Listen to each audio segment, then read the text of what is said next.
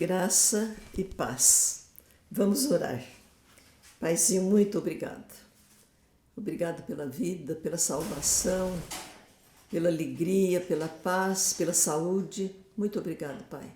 Nós sabemos que tudo que é bom vem do Senhor para nós. Por isso nós te louvamos e agradecemos. E pedimos que o Senhor continue dirigindo as nossas vidas. E esse programa em especial, Pai. Em nome de Jesus. Amém. Nós estamos lembrando, por favor, se inscrevam para ajudar o nosso canal. E depois o gostei ou não gostei. Muito obrigada. Nós estamos continuando o nosso trabalho, nosso estudo do Antigo Testamento. Vista panorâmica. Vimos os livros da lei, os livros de história, os poéticos e estamos agora começando a pensar no grupo dos livros proféticos. Profecias, profetas maiores e profetas menores. O livro os poéticos, os 5 que nós estudamos, foram criados na Idade Áurea de Israel, tempo de Davi, de Salomão. Os proféticos que nós vamos começar a estudar é o período do obscurantismo, anos sombrios, anos que Deus precisava levantar um profeta para puxar a orelha do povo. Os profetas são considerados a boca de Deus e eles são levantados quando o povo se distancia de Deus.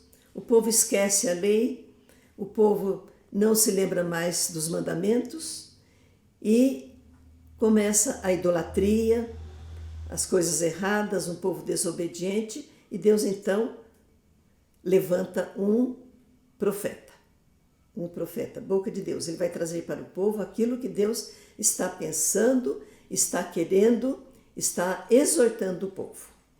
Porque o que acontecia? O povo era influenciado pelos povos pagãos, então começava a idolatria. A idolatria provocava corrupção moral, corrupção política, hipocrisia, falta de generosidade. Tudo era consequência da idolatria. Em 2 Reis 17, 13, o vidente escreveu assim: o Senhor havia mandado mensageiros e profetas darem o seguinte aviso a Israel e Judá: abandone os seus maus caminhos e obedeça os meus mandamentos, que estão na lei que eu dei para Moisés e entreguei para vocês por meio dos meus servos profetas. Deus então está sempre exortando, sempre chamando, levantando profetas. O período dos profetas vai durar cerca de 500 anos. Vai desde o 9º século ao 4º século antes de Cristo. Vai pegar desde o Reino Unido até a restauração. Nós vamos ver depois na linha do tempo. Existe a profecia. Eu estava vendo, Moisés foi um profeta também. Só que essa parte de profetas que nós vamos estudar são esses livros que estão separados. Também teve no Reino Dividido, ou no Reino Unido teve profeta também. O profeta Natã, aquele que chamou a atenção de Davi, e eu já estava lendo, ele ajudou na educação de Salomão, o profeta Natã, mas ele não tem livro. Elias também foi um grande profeta, muito tempo, foi aquela batalha com o Acabe, o rei de Israel, aquele péssimo rei de Israel, e Elias também não tem um livro separado, nem Eliseu, que foi o sucessor de Elias. O grupo de profetas está assim: profetas maiores, 5 livros, e profetas menores, 12 livros. Então, 17 livros. Então, agora que vamos terminar o Antigo Testamento.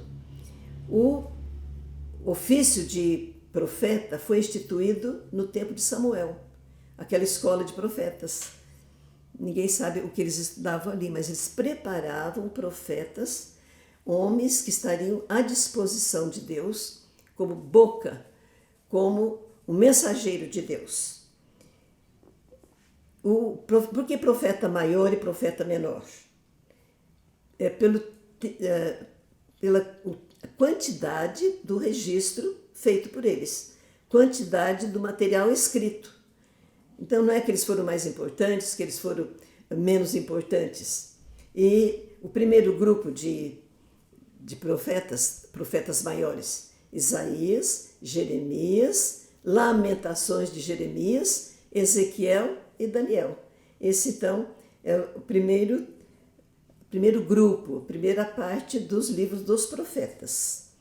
Na linha do tempo, então, vai alcançar desde o reino dividido, vamos tirar aí o reino unido, que foi só o Natan que aparece, desde o reino dividido, o cativeiro e a restauração. Todo esse tempo, Deus levantando profetas para chamar o povo para ver a obediência, para ver conhecer a palavra e obedecer a palavra. O profeta ele era o evangelista, ele era o professor, ele ensinava, ele exortava. Os profetas, de acordo com os destinatários. Para Israel, 3 profetas, Amós, Oséias e Ezequiel. Para Nínive, Jonas e Naum. Para Babilônia, Daniel. Para Edom, Obadias. E para Judá, 9 profetas foram levantados. O Joel, Isaías, Miqueias, Jeremias, Abacuque, Sofonias, Ageu, Malaquias e Zacarias.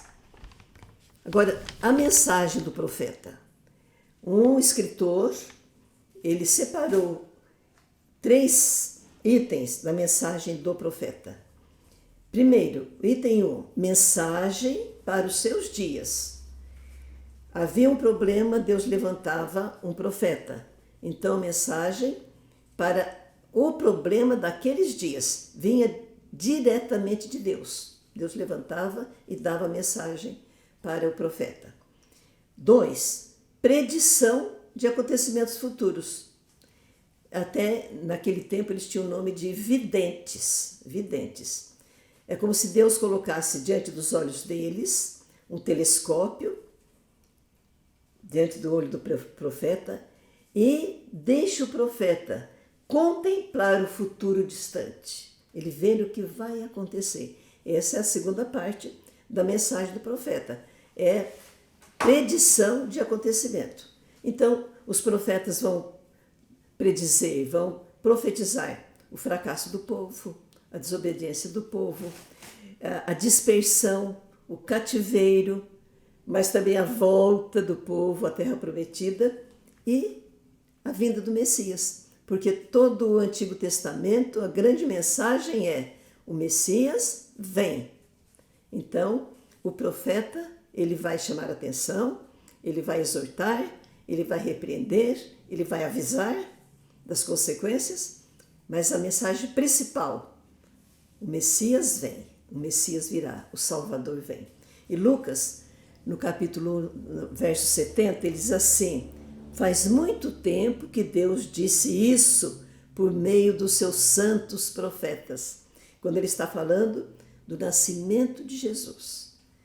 E desde o Velho Testamento vem sido profetizado a vinda de Jesus, a vinda e a vida e o ministério de Jesus. Então, mensagem para os dias que eles estavam vivendo, mensagem, predição dos tempos futuros e a mensagem para os nossos dias, os princípios eternos do bem e do mal. Não envelhecem, a verdade continua a verdade, o amor de Deus continua o amor de Deus. Então, essa mensagem que os profetas passam para nós e a facilidade que nós temos de ter a nossa Bíblia, ter tempo, saber ler, usar os óculos quando precisa e dedicar um tempo para conhecer o que Deus profetizou, o que aconteceu já, o que está acontecendo e o que vai acontecer. Está tudo lá nos profetas. Todo o plano de Deus está delineado já. E ele tem poder e fidelidade para cumprir o tempo certo. Então, Deus continua falando através da Bíblia. Tudo o que ele queria falar para nós está escrito na Bíblia.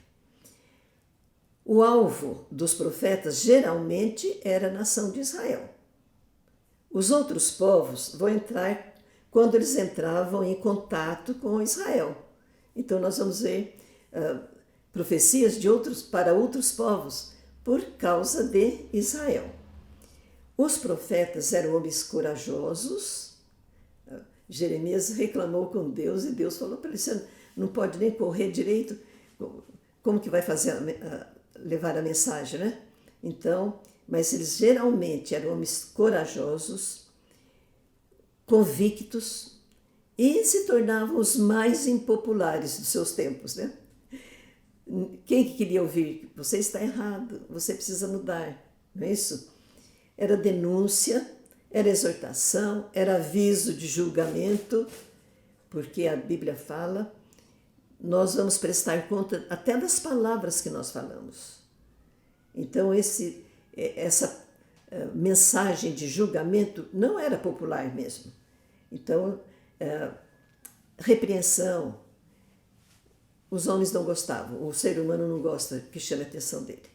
Mas lá no Novo Testamento, o apóstolo Paulo vai dizer, é bom ser a profecia, porque exorta, ensina, consola, edifica. Tem que conhecer a palavra. É interessante que o profeta sempre começa exortando, denunciando, repreendendo, mas ele começa a ensinar, edificando e consolando e dando esperança. Sempre termina dando esperança. Que essa é a grande mensagem de Jesus, de Deus, do amor de Deus. Ele não se agrada do nosso pecado. Ele quer nos tirar do caminho do pecado, mas ele quer nos resgatar. E ele quer nos dar a bênção. Ele quer nos dar a salvação e a vida eterna. O contexto histórico. Nós já vimos então que no Reino Unido era período áureo de Israel e a poesia. No tempo de Saul e de Davi, teve o Samuel, que era profeta também, era profeta. E Natã também, que foi profeta desse tempo do Reino Unido. Agora o reino dividido, 945 anos antes de Cristo. Lembro que depois do Reino Unido, que era Saul, Davi e Salomão, o filho de Salomão separou 2 reinos, o reino do norte, 10 tribos, a capital Samaria. Nesse tempo, teve o profeta Elias e Eliseu. Os reis de Israel seguiram os caminhos de Jeroboão. Lembra de Jeroboão? Quando Deus deu para ele 10 tribos para ele governar, a primeira coisa que ele fez foram 2 bezerros de ouro para eles adorarem. E todos os reis do Reino do Norte vão mais ou menos seguir Jeroboão. Andaram no caminho de Jeroboão. Era idolatria e conspirações. Então teve dinastias e os profetas que eram levantados para trazê-los de volta a Deus. Até chegar no tempo que não teve mais jeito. Então veio o cativeiro. Eles foram, o Reino do Norte, foram para a Síria, no ano 721 a.C. Depois nós vamos ver por que eles foram. Lembre que os profetas se levantavam para denunciar, para chamar a atenção do povo sobre a idolatria, a apostasia. Então, o Reino do Norte, nós vamos ver o tempo do reino dividido, a ida para o cativeiro.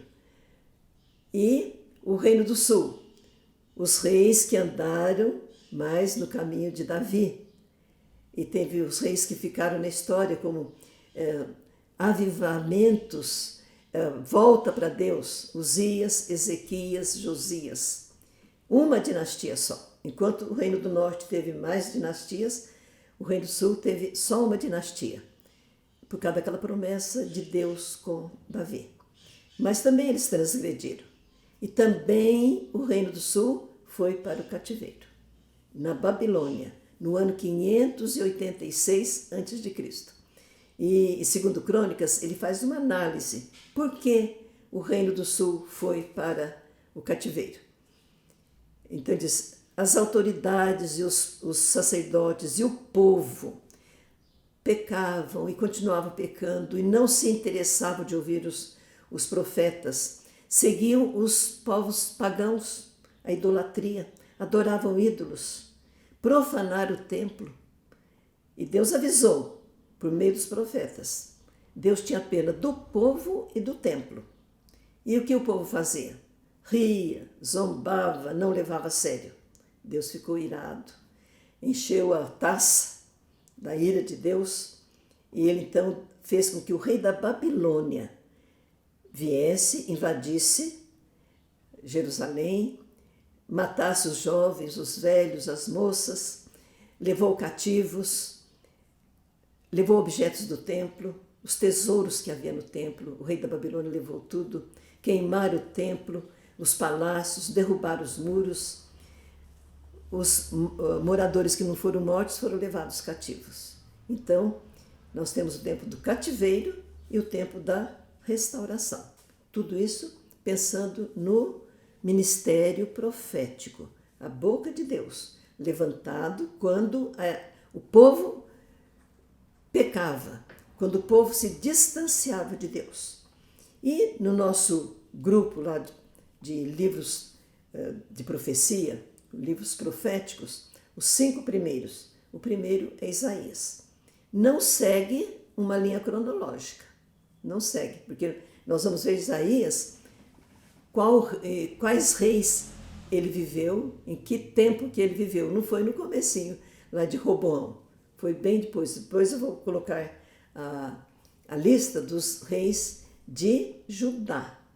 Isaías é um profeta que vai ser levantado para o povo do Reino do Sul, para o povo de Judá. E com ele estão, então, Isaías, Jeremias, Lamentações de Jeremias, ligado aqui, Ezequiel e Daniel. Ezequiel e Daniel vão ser profetas do tempo do cativeiro, mas estão aqui, então não está em ordem cronológica. É uma organização. Eu creio, esses dias eu falei aqui, que Deus certamente inspirou e dirigiu para que eles pudessem pôr nessa ordem. Então, o primeiro profeta que nós vamos estudar é o profeta Isaías. Profeta Isaías. Ele era um jovem aristocrata, criado ali no palácio, de linhagem nobre. O pai dele era filho de Joás, rei de Judá. Eu demorei para entender, porque o rei, o primeiro filho era o sucessor, mas ele tinha outros filhos. Então, o Isaías era parente do rei. Ele nasceu na época da fundação de Roma. Roma foi fundada por Rômulo, né? E também a fundação de Esparta e Atenas, na Grécia. Então, é nesse contexto que Isaías é um estadista ali na nação de Judá. Ele está no Reino do Sul, Judá. O ministério dele durou 60 anos, mais ou menos. Alguns autores põem um pouco mais, um pouco menos. Ele morreu com 120 anos. Dizem alguns estudiosos que ele é aquele que está lá em Hebreus, que alguns profetas foram cerrados ao meio, porque ele foi cerrado, ele morreu martirizado no reinado de Manassés, que ele morreu. Agora, ele viveu no tempo em que a Síria estava invadindo tudo. E a Síria, então, destruiu, invadiu Israel, o reino do norte. A Síria invadiu, destruiu, levou cativo as 10 tribos, o reino do norte. E houve aquela libertação, aquela salvação para o reino do sul.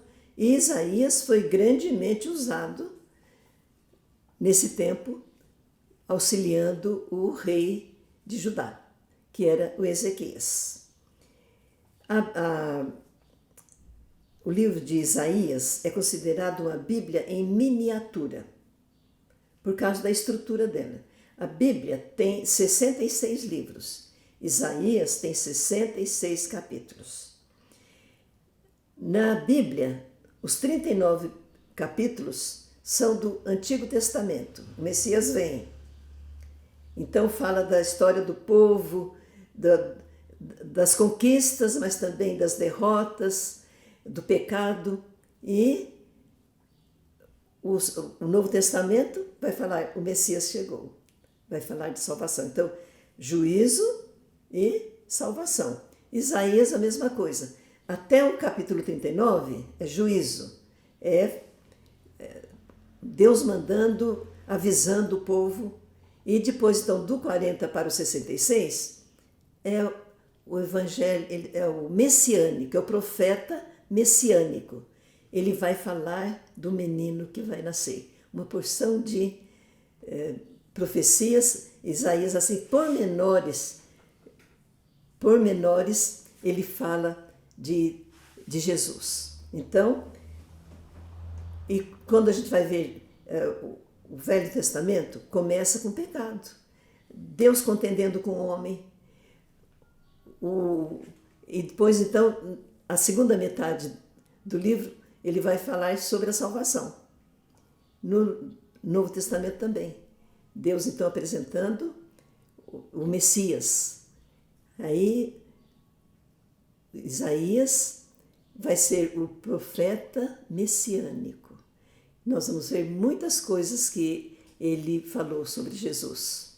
E nós vamos continuar estudando Isaías. Leiam a Bíblia.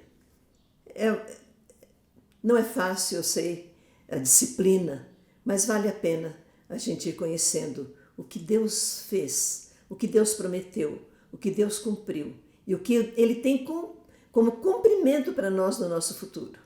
Vale a pena. Que Deus possa nos abençoar.